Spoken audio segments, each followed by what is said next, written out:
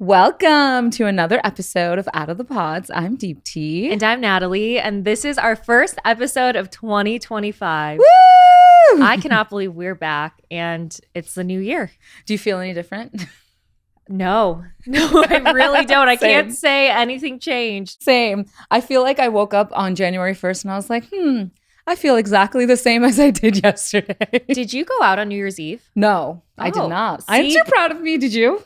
I did. Yeah. I did. Nothing crazy. I went to my best friend's house. Yeah. And honestly, it was the best New Year's Eve ever. Like, it was just us on a rooftop and her husband and also another one of my best friends. And we just laughed. Like, we just laughed, and then it became midnight, and I was like, see ya, I'm calling my Uber. Oh, you actually left? Remember when you mentioned that you wanted to leave because the Ubers are going to be crazy? Or yeah, no, that's what exactly. Like, I called it right before midnight. So at 12:05, my Uber showed up, and I wasn't hit by the surge charges. I'm actually so dead. So here's the thing. For me, I did not want to do a crazy go out type of situation. Yeah, no one ever does. It's too tiring. Honestly, and the fact that we did that the last few years too, and I was like, where did we get the energy for this? Because I'm exhausted. Now I'm like, I can barely go out for 2 hours. I know. I think we've realized, what was it, the ambivertness of our lives. Exactly. We are ambiverts, in between extroverted and introverted. But I just had one of my good friends stay with me, which I never do sleepovers. And I was like, okay, you know what? I'm going to do a sleepover. I love that. I love a good adult sleepover, like too, with your friends. Mm-hmm. It was really good. Like you said, though, like it was so much talking and like figuring out what we want to do in the new year, like what happened this year that we learned from. Oh, you did a whole breakdown. It was fun. It was really fun. Oh, I like that. Yeah. I like that. It was cute. Well, we're going to do a breakdown on this podcast. Let's do it. Because I know you and I have some ins and outs we got to talk about. Ins and outs of 2025. I'm super excited about this. You know, it's going to be what keeps us accountable for this year. I agree. And you know what? The thing that really got me is, remember how last year, just a few episodes ago, you and I were talking and we were like, what did we do this year? Like, I don't remember anything that we did in 2024. And we said that literally our last episode of 2024, which was 2 weeks ago. Just kind of crazy. But 2025 needs to be memorable. We need to make it memorable. Well, we'll see. We'll see how memorable it is. We could think about it in our last episode of 2025. I love this trend that's going around where people send themselves letters or make a video on the first day of the year and they ask themselves questions. And I think it's so cute. Like they talk to their future self. Yeah, they're like, hey, like Deep Tea, like, hey, Natalie, did you guys, I don't know, start doing live tours? Did that happen? And like you answer it as you watch it back. Okay, wait, can I tell you something? I do that. Yay! I have.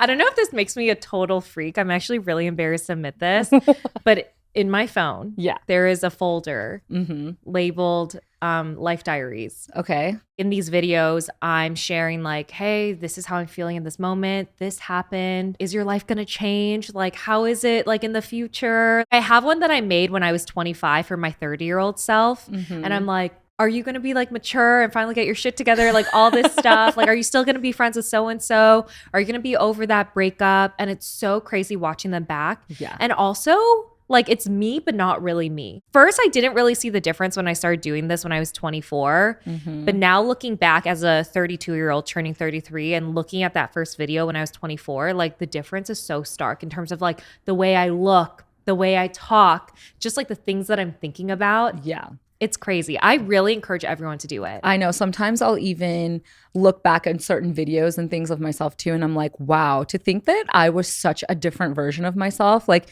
if I just met my past self, I would be like, oh my gosh, like I don't actually know who you are. I'd be like, you're a dumbass.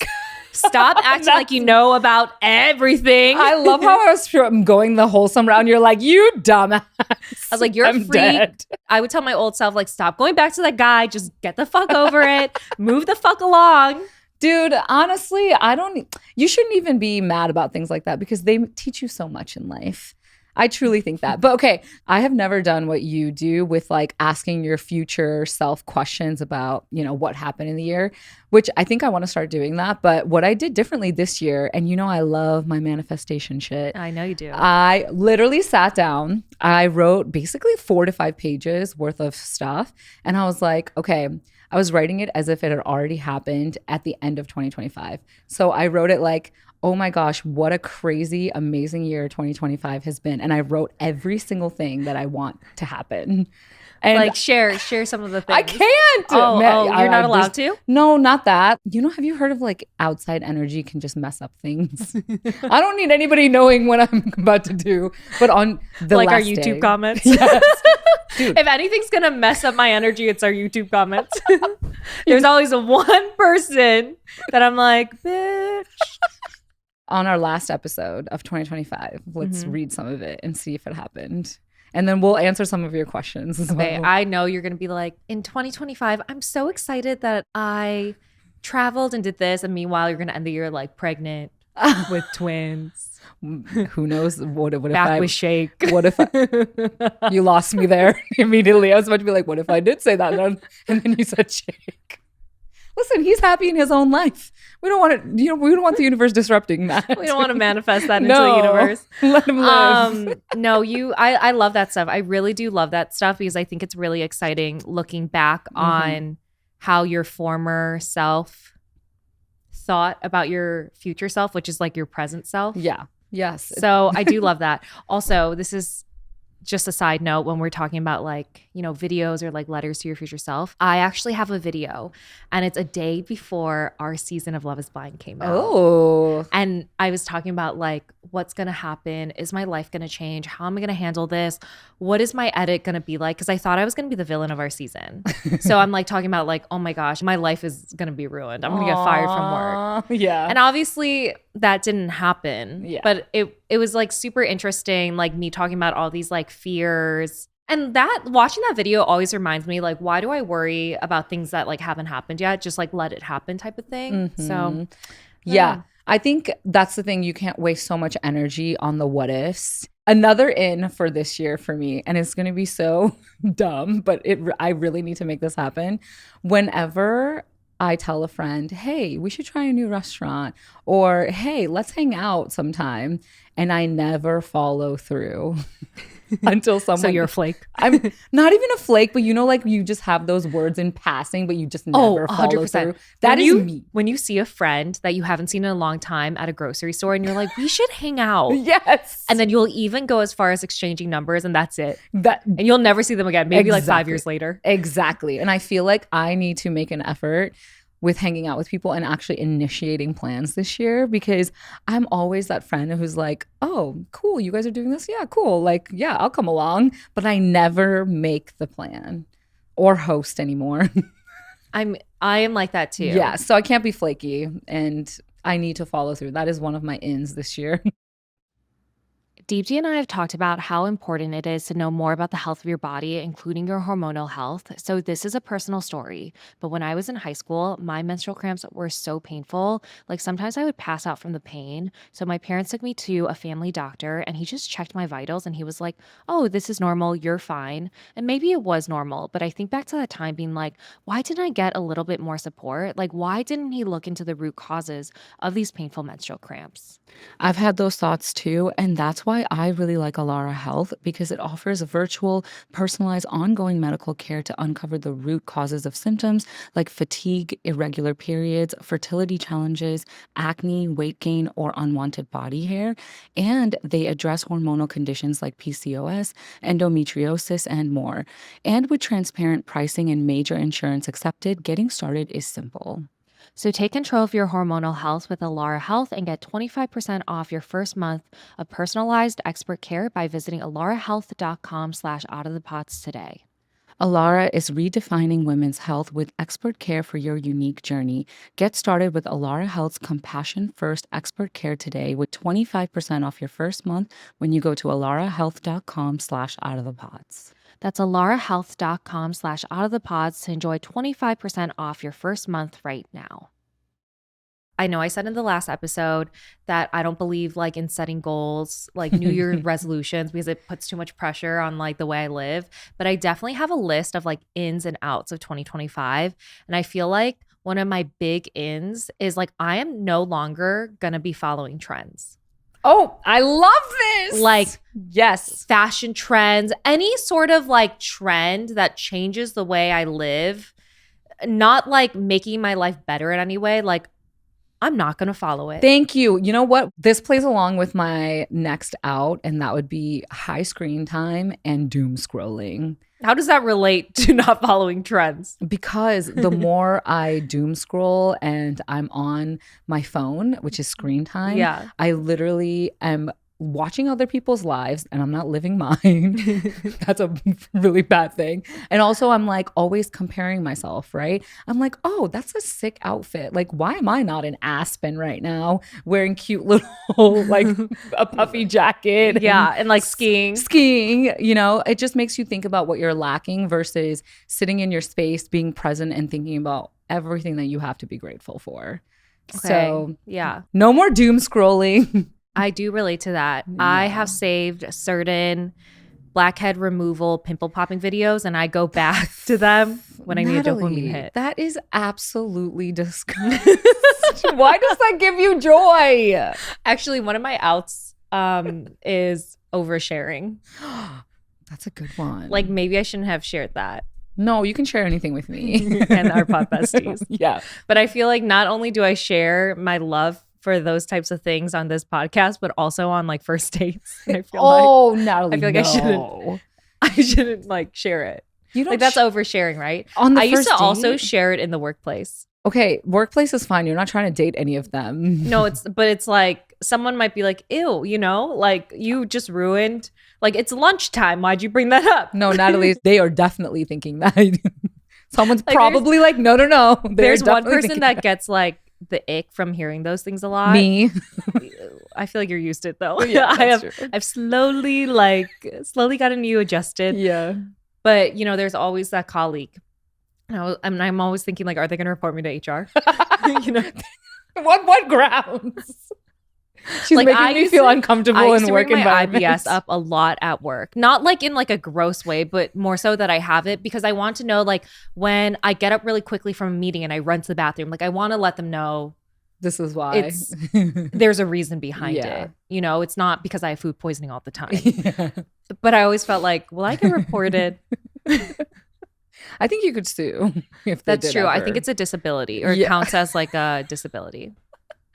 Oh, but okay, going back to talking about this on your first dates, please don't do that. I just Why? feel like because I think it's like quirky and fun. Okay. You know what? Be you. And who am I to change you?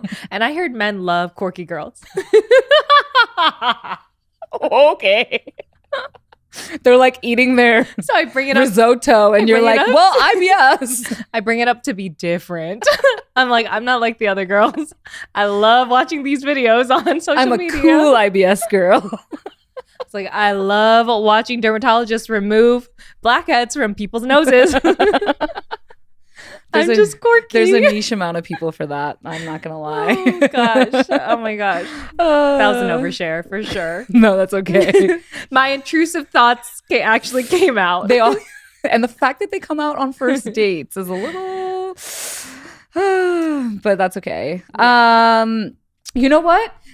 This actually, I love that I can connect all my ins and outs to things that you say because the next one, my in, is having the courage to be disliked. You're already disliked, girl. I was like, have you seen all the opinions after our season of Love is Blind? Okay. There's always that one person they're always like, she chose herself. Well, she should have chose Shake because she missed out on a good one. I'm like, whoa, wait a minute. Listen, that's the thing. I try to stay away from a lot of the comments section because it just, my mental health is, you know, it's in a good place and I don't want it to be in a bad place. Here's the thing about mean comments. It's either going to keep you humble or like really impact your mental health. Yeah. And it's done both for us. Yeah. Do I feel as unimportant as ever after our season of Love is Blind? Yeah. Yeah, absolutely. Like, I'm like, wow, I really, really really am not the individual I thought I was. No, that's the thing though. Like, who cares what other people think? And obviously, I feel do. like the I care.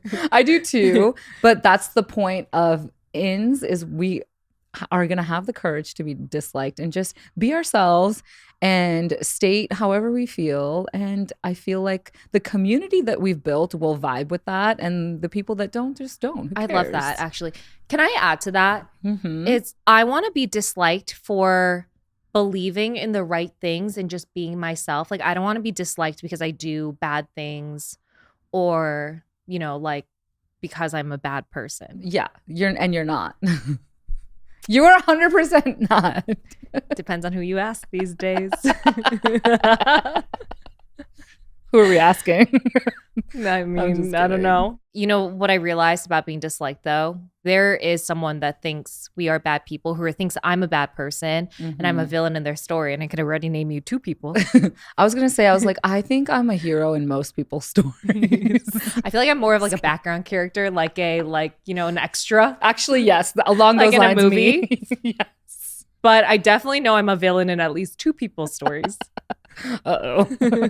Which, that's the thing. It's like we're letting go of seeking validation or approval from others. Yeah. And it's like, it's okay if you're the villain in that person's story because that's just how it's supposed to be. I think that if you really try to be a good person and you're just living your life, like, yeah, you should not care about being like disliked by superficial reasons, you know, maybe like quirks you have or the way you look or whatever. I actually don't care about that stuff because I know there are people who do dislike us based on like how we look, you know, like our sense of humors, like maybe little quirks in our personality. And to be honest, totally right. Like, I don't care. Yeah. Like, I don't care if I'm disliked because I don't mesh with someone. Yeah, no, that's exactly it. And also letting go of the idea that, okay, yeah, maybe I have hurt somebody, but you're setting boundaries or you're no longer being a people pleaser. Me.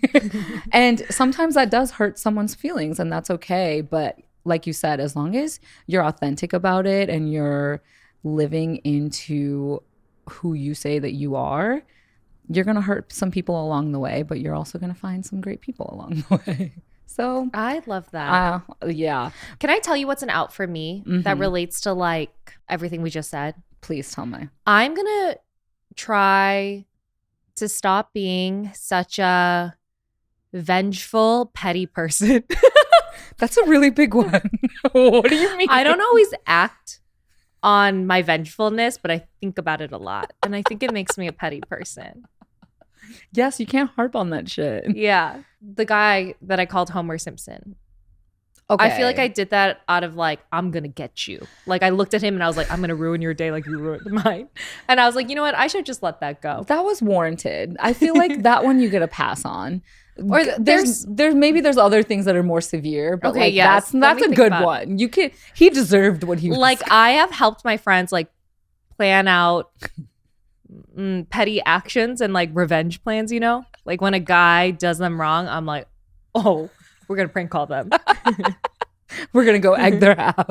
Yeah, like I was like, I put the motion to get the ball rolling. I'm dead. So I was like, I'm going to stop doing that. I think I'm going to really, really try to just be like, okay, like let them wrong me. Yes. And I won't react. I love the let them theory by Mel Robbins. That is my favorite in the entire world. Like I have to get rid of the thought of like, oh, they they think that they could mess with me. Like I'm coming for you. Like no more of that. Yeah, no. We leave because we all know karma is a bitch. You don't have to do anything. The world sets itself right. The universe makes everything come around the way it's supposed to. Why do I feel like though I'm the universe's tool to set things right, you know, through my vengefulness? Honestly, in the years that I've known you, you have been the tool to some of my karma that needs to be served. So I appreciate you for this. Some like weird things have been happening to me.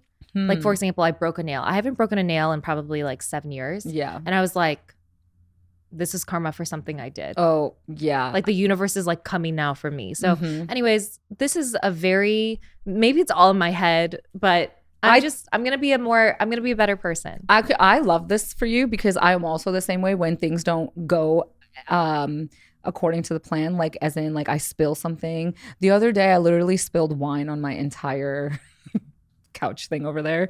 I was like, oh my gosh, what did I do? If I don't feel aligned with myself, I'm like, okay, something has to change. So you're on the right track, I think. Because I've been really off track, so I gotta get back on it. Okay, well, speaking of another out, mine is toxic positivity. Wow. This year, we are no longer not validating our feelings. And thinking highly of other people. Oh, and thinking highly of other people. And in the name of like staying positive, like it's okay to like just understand your own emotions and not be like, it's gonna be fine. Like everything's okay. Like everything works out exactly how it's supposed to. Everything happens for a reason. Like we don't need to be those people, specifically me. I do not need to be that person.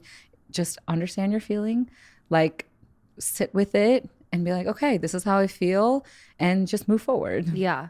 I used to be like toxic positive. I don't know if that's a word. That took me a long time to learn, to just be like, hey, instead of being like positive about like everything and like trying to see the good in everyone in like this like toxic way, it's like, I don't have to think anyone is bad, but I could acknowledge like, hey, they did something like not great. Exactly. And I think that's exactly where I have been my whole life is, oh, like I try to understand where somebody comes from or their background, or, oh my gosh, they had this certain thing happen to them recently. That's why they're acting out. But yeah, that is the case, and they're not a bad person, and this is a good friend of yours or whatever it is. Yeah. But you have to separate that from their bad actions and be like, okay, well, even if that is the case, this bad action cannot be something that I vibe with anymore, because it's just steering me in a new direction. Or like justify it and you for like, them in your head. Yes, you're like, oh, this is just how this person is, so I'm just going to continue hanging out and just kind of forget it. No, it takes a toll on you. Like you're always like, oh, but 99% of the time, like they're great, so it's not that bad. I was like, you could still think someone's good. Yeah. And if they do a bad thing, like you just acknowledge that was a bad thing. Exactly. So no more toxic positivity in our lives. So I'm very happy about that. Woo! Okay, so I shared this story on my social media earlier last year, but when I was using Rocket Money, I found out my ex was using one of my streaming service subscriptions without me knowing. Like I thought I canceled this account and subscription, but Rocket Money showed me that I forgot to, and my ex was still using my login, watching tons of TV shows and movies. So if you didn't know, Rocket Money is a personal finance app that helps you find and cancel your unwanted subscriptions, monitors your spending, and helps lower your bills so you can grow your savings. You can see all of your subscriptions in one place and know exactly where your money is going. And thank you, Rocket Money, because I found out a little bit of my money was benefiting my ex. I use Rocket Money to see my monthly spending trends, and I also get alerts if bills increase in price, there's unusual spending activity, or if I'm close to over my monthly budget. Fun fact, Rocket Money has over 5 million users and has saved a total of $500 million in canceled subscriptions, saving members up to $740 a year when using all of the app's premium features. So cancel your unwanted subscriptions and reach your financial goals faster with Rocket Money. Go to rocketmoney.com/outofthepods today. That's rocketmoney.com/outofthepods. rocketmoney.com/outofthepods. Okay, this is a really personal one, I feel like, but another out for me is taking pictures and then never doing anything else with it. Oh yeah, I have like a full archive of my life. And no one has seen any of it. Isn't that crazy? Yeah. This year alone, I looked it up at the end of the year. I took 52,000 pictures. Wait, let me and look I've at only mine. posted 5 times in the whole year. Wait, let me see how many photos I have in my insane album. And I'm sure I've moved some of them out. I have 29,000 photos on my phone, but that's like over probably 7 years. 7 years. Yeah. Yeah.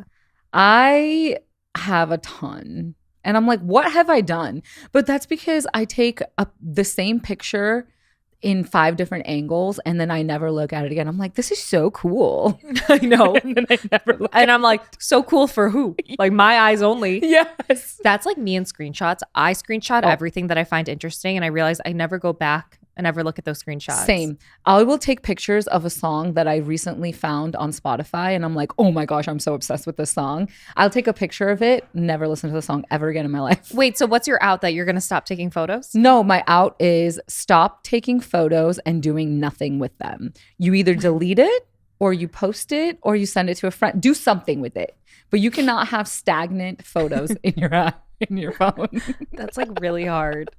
I don't think you're gonna complete that out. Yeah. What day is it? It's not achievable. Yeah. So far it's been hard. Because I wanna be like that. I even have photos, like multiple photos in like 20 different angles of quotes that people spray paint into the sidewalk.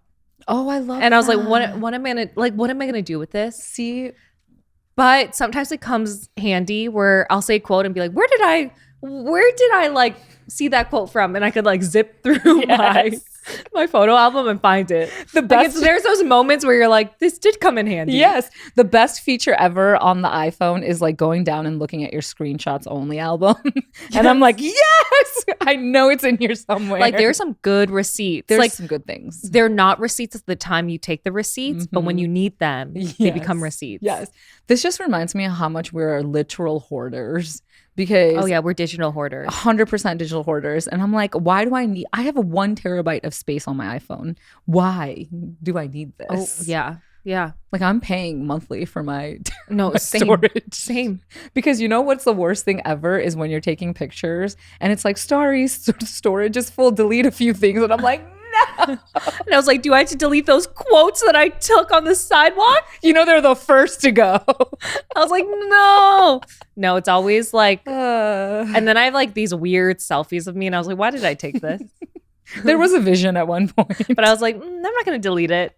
Not quite yet. That's like me and emails. Like I have my emails from like 2010. Can you just tell me how many emails you have unread right now? I read mine actually pretty often. Do you? Mm-hmm. Like I only have 8 unread in my personal. You're gonna die.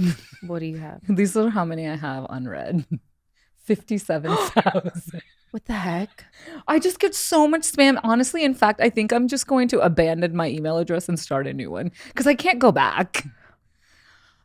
Natalie, one time I spent 2 hours unsubscribing to things and I was like, I'm going to clean this up. Like I have to. It's just impossible. You know, I'm subscribed to nothing.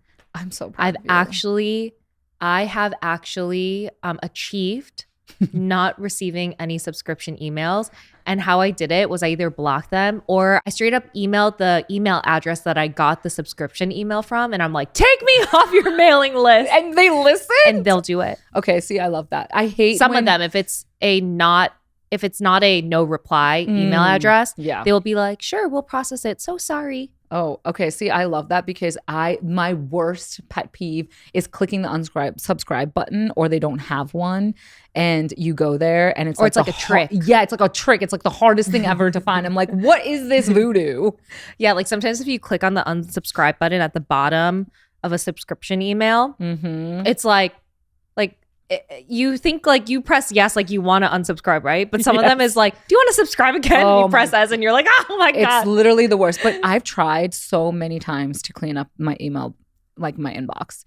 It's the hardest thing ever. I think I'm just going to abandon it. No, you just need to put on your calendar every day. Like I have a set time for an hour where I read and respond to all my emails. And then I categorize them into the little like categories on the side of Gmail. Yes. And then there's one where I put like, it's so unimportant, I can delete them in the future and then I'll just clear out that entire folder. I love that. Okay. I love the whole thing of categorizing. The thing is like, I still like get all my emails and I look at them. It's just all of the crap, like the subscription ones that I don't look at. And that's what's added up to 57,000.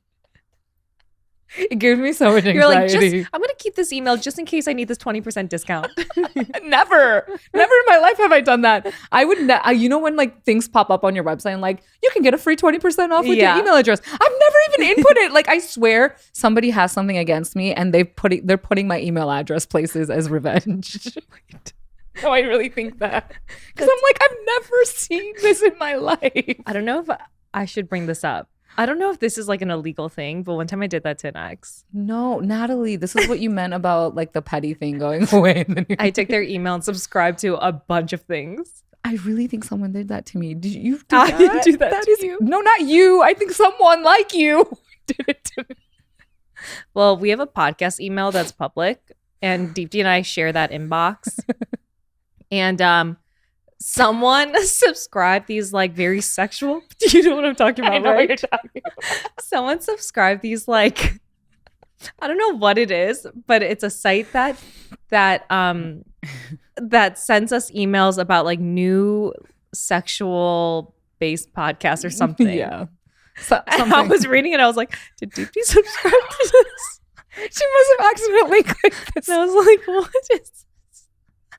Because we get it like every day or like twice a day. And I was like, was Deepti unsubscribe? like, did Deepti sign us up for this Dude, site? I swear, someone out there. And I was like, I think you and I talked. And I was like, what is this? And you're like, I don't know. Why do we keep getting these emails? And I was like, I thought it was you. Even my other Life with Deeps account gets some weird things. Oh, like your public email? The public email, like that's on our both of our our Instagrams, respective ones. It's just, I'm just like, what is this? There's some people out there that just want to sabotage. But it really is a good like petty action if you want to take revenge on someone. With Robinhood Gold, you can now enjoy the VIP treatment, receiving a 3% IRA match on retirement contributions. The privileges of the very privileged are no longer exclusive. With Robinhood Gold, your annual IRA contributions are boosted by 3%, plus you also get 4% APY on your cash and non-retirement accounts. That's over 8 times the national savings average. The perks of the high net worth are now available for any net worth. The new gold standard is here with Robinhood Gold. To receive your 3% boost on annual IRA contributions, sign up at robinhood.com/gold. Investing involves risk. 3% match requires Robinhood Gold at $5 per month for 1 year from first match. Must keep funds in IRA for 5 years. Go to robinhood.com/boost. Over 8 times the national average savings account interest rate claim is based on the data from the FDIC as of November 18, 2024. Robinhood Financial LLC, member SIPC. Gold membership is offered by Robinhood Gold LLC. I got the best piece of mail a few days ago, and it was from the settlement payout for the lawsuit, the Love is Blind lawsuit that one of our cast members, Jeremy Hartwell, filed like several years ago now. I know, I'm so excited about this because I saw one of our fellow season 2 alums posted about it, that he got money, and I was like, I need to look and see where that letter is. I saw that too. Hasib posted a TikTok like talking about this lawsuit settlement letter. If you guys don't know what we're talking about, so Jeremy Hartwell is one of the cast members of our season of Love is Blind, season 2, and he filed a class action lawsuit against Kinetic Content, which is the production company of Love is Blind, and Netflix, and they actually settled with him for $1.4 million. Crazy. So that's the settlement payout, and we get a portion of that. So I received a letter in the mail telling me this is how much I'm gonna get, and this is why. And I was like, wow, justice has been served. I know, honestly, kind of. You never think when you're in that position that you have any power. So I'm so proud of him to be like, no, this is unfair treatment. Like, I didn't even think about it. Like, obviously in the moment, I'm like, okay, this sucks. These are long hours. Like, I'm tired. But you feel so powerless next to a company that's been doing this for years. Totally. And so I'm so proud of him to be like, no, this is not okay, and did something about it. Couldn't be me. And the effort to like lead this lawsuit, I'm like, it couldn't have been me. No. And the fact that he did it as a class action and it wasn't like selfish on his part. Like, thank you, Jeremy. I know. Thank you, Jeremy. Yeah, you're the best. It's so crazy because I remember when this was all going on, and Kinetic Content was trying to discredit Jeremy in the news. Like, they were saying how he, was on the set for less than a week and they don't know the reason. It's kind of crazy because I remember thinking like, are they going to settle with him? Like, I feel like Kinetic Content is going really hard and our like contracts are really ironclad. And there's so many multiple lawsuits against Kinetic Content just with things that have happened on set. And you just realize like they were not, like, everything they were putting us through wasn't right. No. And I can't believe we were like, let's just sit back and, accept it because they're a big company, and they're partnering with Netflix for this show. So they must be, like I don't know, everything they're doing must be like legal. Legal, yeah. Yeah. Especially because you get so scared because you've signed contracts and then they have you following certain rules and it creates this power imbalance and Totally. you feel like you have no, you know, right to do anything or act your own way. I don't know. It was a really weird moment, but I can't believe he actually filed the class action lawsuit and they settled out of court. Like, that's kind of crazy. Yeah. Well, and thank you, Jeremy. If you guys don't know, Jeremy and I actually had a really strong connection in the pods. Like, he proposed to me early. Yeah. In the pods. I wonder if and I'm proud of you, Jeremy. I wonder if some of that like frustration on his end with that whole process is what actually really ignited this whole thing in general. Him and I talked about it a little bit before the show came out, just about like what happened in our final date. So it was so weird and it was so manipulative on Kinetic Content's part. So the creator of the show, Chris, he spoke with me for a little bit before I entered my date with Jeremy. And he goes, Jeremy's only here for TV. Like, he's going to try to propose to you. And like, it was kind of weird. And I actually ended up telling Jeremy this, but before one of my dates with Jeremy, him and I had a really close connection. I think Jeremy was my number 2 at one point on the ranking list. And Chris Colin, the creator of the show, stops me. And he's like, hey, I need to talk to you. Like, I'm just going to let you know that Jeremy's going to propose to you, but he's only here for TV and very disingenuous reasons. So I'm going into my date with Jeremy with that mindset. Yeah, of course. And so when he's like trying to propose to me, I'm like, what is happening? Like, we barely know each other. Like, what are you trying to do? Like, this is odd. Just knowing that, well, because Chris told me at the time, like, you know, Jeremy's disingenuous. So I was like, okay, yeah, like this guy's just using me for screen time. And then I find out later that they told Jeremy something totally different. They were like, you and Natalie were meant to be, you guys are like the closest paper matches. Like, you need to propose to her. Yeah. Like, this is it. Yeah. So they like manipulated the situation. And like, I was like, I get why he had distress over that moment. 100%. They were lying to his face. And lying to me. Exactly. They just wanted to get scenes of a certain possibility that could potentially be aired when the season was coming out. They wanted me to end up with Shane 100%. Yes. I know that. I've heard it from some producers too. And so they didn't want Jeremy and I to end up together, even though we had similar personalities and like more in common. You know, things on paper, like in terms of like our jobs and what we wanted in partners. And so they like manipulated this scenario where I was like pretty harsh and mean to him. And he was so taken aback and, you know, and it was all manipulated. Not saying I'll go for Jeremy now or anything like that. That's not what I'm trying She's to get already at. tried, guys. I guess no, what I'm just kidding. Oh, no, I'm kidding. I'm kidding. But I'm more so, the reason why I'm bringing all this up is it wasn't like what Kinetic Content is saying in the news, like where he was there for a week, less than a week, and like he didn't develop any connections. Like, we had a connection, not that I feel a connection with him now, but you know, they really kind of took him through the ringer. Yeah, and that's the thing about the power of PR, right? And having the ability to skew the public's perception of you and kind of mess with your reputation. It's actually the worst. Yeah. And I was thinking about how like Kinetic Content was like responding to this lawsuit, being like, yeah, like saying all these things about Jeremy and discrediting him. And I would see those same things repeated on comments on social media by just like general viewers being like, yeah, like this guy's just, you know, trying to get more attention. And he was only there for a few days, like blah, blah. And I was like, oh, that wasn't like necessarily true. Yeah. Oh, that like gives me such the ick. And yeah, it's like the power of Kinetic Content's PR. Exactly.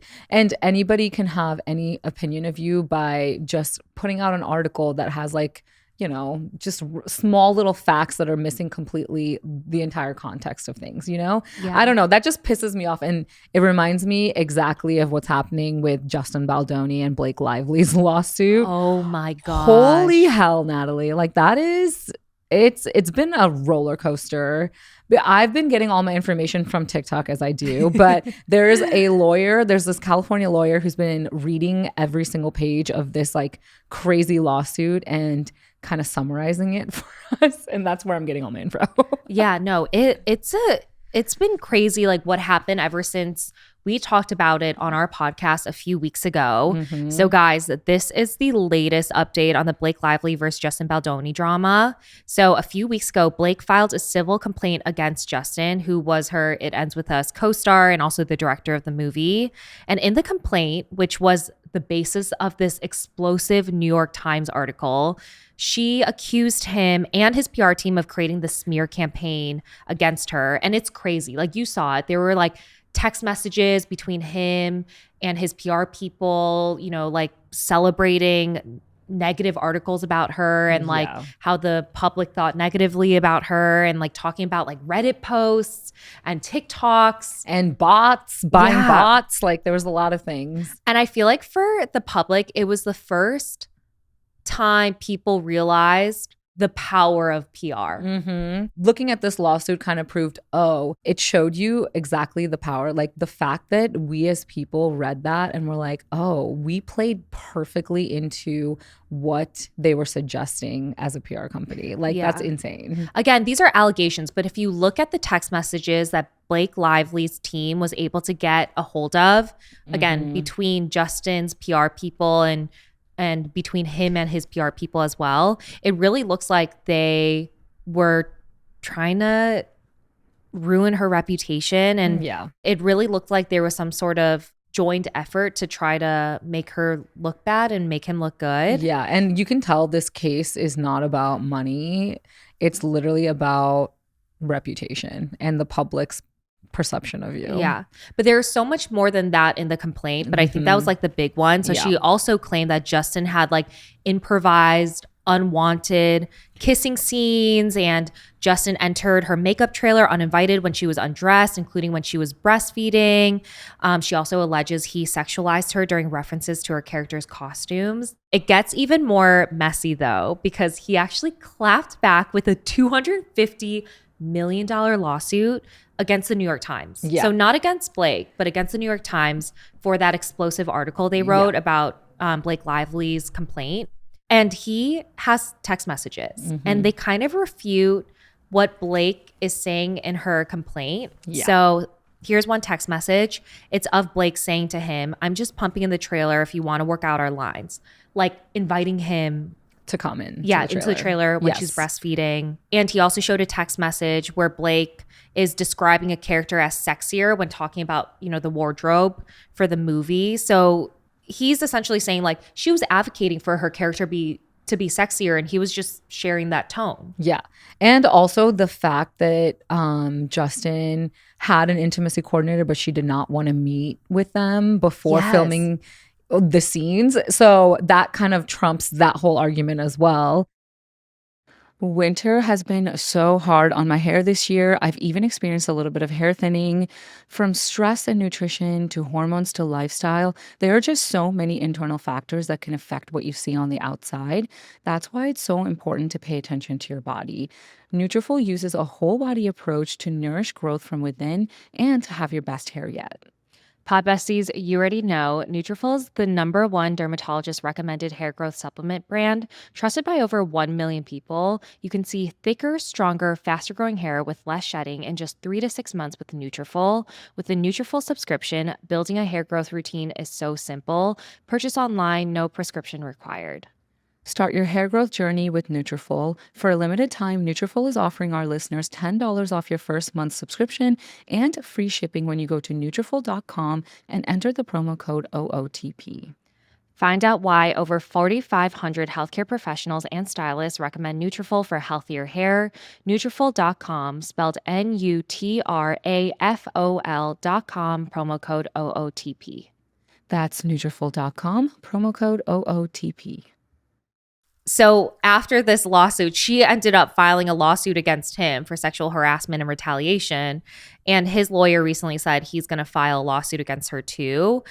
It's so messy. No, and my head is spinning because it's almost like a he said, she said, like 100%. who gives a shit like at this point, because they are just fighting against media. You know what I mean? Like Totally. it's such a media battle. It's really tough because the text message that New York Times article shared with his PR people and him, but also the text messages that he shared from Blake, like you could see both sides, right? Yeah. But like we have to remember, like text messages are always taken out of context. I think it's just hard to be like, who's telling the truth? Because it's like, yeah, maybe Blake sent Justin a text being like, come into my trailer to do lines. I'm just pumping. But that doesn't give him permission to always go into her trailer. Right. When she is breastfeeding. Yeah. And that's why I love people's like opinions about this, but how they really say two things can be true at the same time. And I think that like really solidifies what this lawsuit is. But I will have to say, I read through some of the text messages from Justin Baldoni and the two editors on the movie. And it was really sad to read some of that stuff because it just seems like Blake is a hard person to get along with. But again, this entire thing proves we don't know anything. We need the full context to have an opinion. I don't think that we'll ever get like the full truth of what happened, but it was a reminder to me that like fights, drama, whatever, it's so complicated. Like everyone has their own version of the truth. Yep. Everyone wants to defend themselves against allegations. And also, like everyone is a villain in someone else's story. You know what I'm saying? No, absolutely. And it's just like there's so many hurt feelings about this whole movie, which in my opinion, I hate it now because I'm like, the entire point of it was to highlight domestic violence and talk about that. And now it's just tarnished by these two powerhouses trying to duke it out, you know? Yeah. I'm like, oh my goodness. But here's my thing. If what Blake is saying is true, like, yeah, you should be able to talk about it and kind of get justice. But if it's not true, yeah, like Justin should be able to defend himself. But it's just like super just messy. Yeah. Like, you just don't know. Yeah. And at this point, I have a hard time believing anything anymore. And it's almost like, okay, whoever wins this whole lawsuit is going to be, okay, you had more money and you had a better PR team. Like that's where my head will go. You know, it's not, oh, are you innocent or are you not? Or, you know, it's tough because I think that first there was a very negative perception of Blake Lively because she does come off unlikable in her interviews for the movie It Ends With Us. Like she was super unlikable. Even in her past interviews, she just comes off like really out of touch and just like rude. Yeah.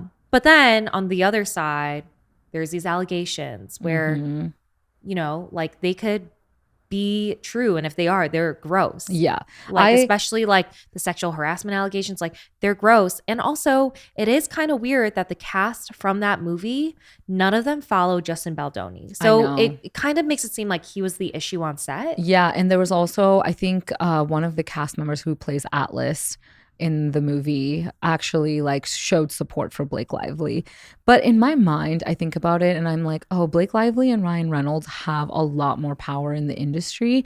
So I feel like they are siding with Blake just for the opportunities in life or not to be blacklisted in, you know, with production companies or because they're young actors and actresses. So I think that's a big one. But I was in the same boat as you. I was so aligned with how much hate Blake Lively was getting because I was like, oh, this is justified. I absolutely hate the way she interacts with interviewers, things like that. And on the other hand, as soon as this lawsuit came out, I was like, whoa, I hate Justin now. Like I hate both of them. So it's been a tough like seesaw, I would say, you know? Like obviously I don't know either of them and it's just like celebrity pop culture news, but it's one of those things where it's like, let's just see how it plays out and like what is brought up. I don't think though we'll ever have a full picture. If anything, I always think in these situations it's that saying like two things can be true at once. Yeah, absolutely. Like he could have absolutely done those things to her and she could have still been like really hard to work with, maybe exaggerate. Who knows? You know, like who knows? But again, I keep saying it. It always reminds me like you are a villain in someone's story. And someone with a lot of money can twist any story they want to however they want. No, that's true. That's true. That point too. They can make you the villain even though you're not the villain. I'm so glad I'm not a celebrity. I really do think like the more famous you are, the more money you have, life is just way more complicated. I feel like life is so much easier when you don't have those big worries about your reputation, like how you're spending big bucks. Like, keep life simple. Yeah. Actually, that is going to be my in of 2025. I'm going to keep life so simple. Yes. I love that. No impressing anyone. I'm just going to live my life. I don't need to like really do anything. I'm good. Keep it simple. I like that. I like this epiphany you just had. You actually on the spot. I know. My gosh. I like that. Keep it simple, and I want to find my life partner this year. That's really the opposite of keeping it simple. I don't know why my head went there, but I was thinking about how literally right here behind me, I ate 12 I ate 12 grapes under the table. Oh my God. I was like, who are you talking about? You know, I died. This TikToker said, she's like, girls, ladies, listen up. Do you think that your soulmate and your partner is sitting under a goddamn table eating 12 grapes waiting for you? Like, what are you doing with your life? And I died. I know. Okay, I had no idea what you were talking about the 12 grapes. The 12 grapes. But I saw on social media, it was trending. Like, if you eat 12 grapes under a table on New Year's Eve, you are like bound to find your life partner. Something like that year. Or I think there's also another spin to it is you wish something for every grape, like the 12 wishes. That's a lot of damn wishes. I know. We only get one on our birthdays. You know what's crazy is I was literally eating the grapes underneath. I didn't even think about a life partner. I didn't think about any wishes. I just ate the damn grapes. So does that mean like, are they going to work?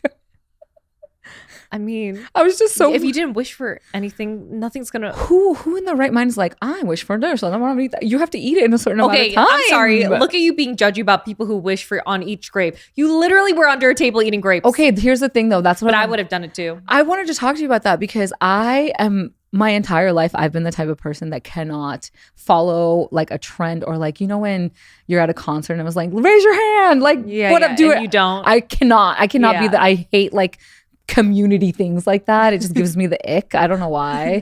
Where they're like, everybody rock back and forth. I'm like, no, thank you. You're like, I'm a nonconformist. I hate, yes, that is me to a T. And I have been avoiding this trend forever. I'm like, no, like why am I eating grapes?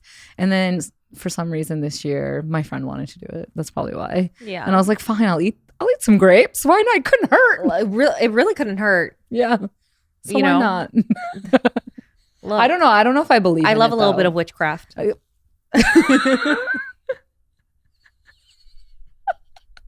don't know why that got me because anyways.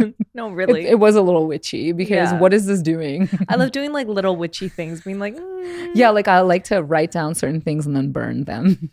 To let go of things. Oh, yeah. And I Palo Santo'd my entire apartment. I feel very witchy when I do that. There's some things where I was like, this goes against Christianity, but there's some witchy things that are like, it doesn't hurt anyone just to do. Like burning sage. Yeah, like I love burning sage. I was like, I'm just going to do it. Why not? I love that. Like, it's not like I'm like sacrificing someone, but like eating grapes under a table, hoping you'll find the love of your life in the next year. Like, why not? Why not? We'll just see. Yeah. You know what? I'm feeling really good for you. I really do feel like you are going to meet the love of your life this year. But no pressure. And if it's not the love of your life, it's going to be someone who's better than the last partner you had. Yes. You know? Wait, I heard this thing the other day and it is, while you're searching for the right person, have fun with the wrong ones. And I loved it. Have you ever had fun with the wrong ones? No, but like... If anything, they left me with like immense stress and like mental health issues. I don't believe in that saying. That should be definitely an archived saying. It's what you take from it, okay? I don't know. I thought it was a really good quote, but you're making me second guess my whole life. Also, you're right. Like the next person that I date, I want to be Mr. Right. Well, what Giannina from season 1 told me one time is she goes, as long as your current partner is better than your previous partners, like you could only go up, you know? That's true. I do like love you that. Just only, even if that your current partner isn't the one, like the one you want to spend the rest of your life with, as long as he's better than the previous partner, like you're good. See, and that's how mine also plays so perfectly into that, because the next one's always going to be better. So only better memories are going to leave you with less hurt. Even though the bar is on the floor, like you can only go up. And on that note, well, see you next Wednesday. Yeah. Bye.